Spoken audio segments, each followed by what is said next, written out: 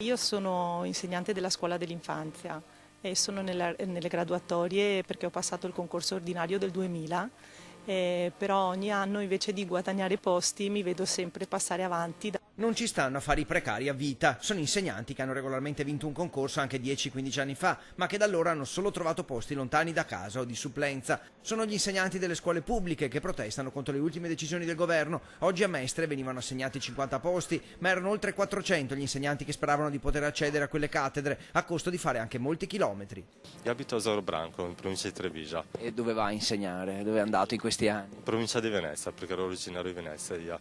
C'è gente come me che si è fatta anche 4 ore di viaggio al giorno partendo da Venezia pur di lavorare allo Stato. C'è gente che ha passato 2 concorsi e non è ancora di ruolo. Ma perché serviva un concorso alla scuola dell'infanzia quando le graduatorie erano così piene da potersi svuotare solo entro il 2040 con i ruoli dati? A complicare la vicenda l'inserimento in graduatoria di molti insegnanti che vengono dal sud o comunque da altre province e che hanno un punteggio più alto. C'è chi quest'anno, nonostante l'anzianità di insegnamento, ha perso anche 50 posizioni. Precario da sempre praticamente, io ho fatto il concorso nel 90, dunque si parla di ben 24 anni fa, un concorso a cattedra che ho vinto e adesso mi ritrovo appunto ancora che non ho nessun posto di lavoro per il momento perché appunto sono stato sorpassato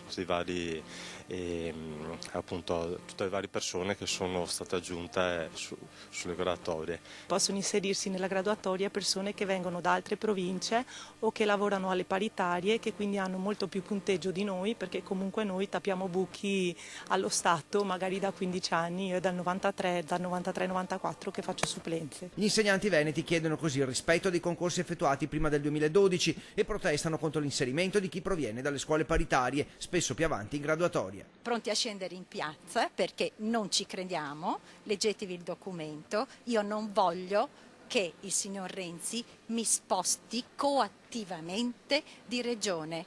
Voglio prima il ruolo per noi delle GAE e non delle paritarie e quindi io resto nella mia provincia che ho scelto rispettando delle leggi.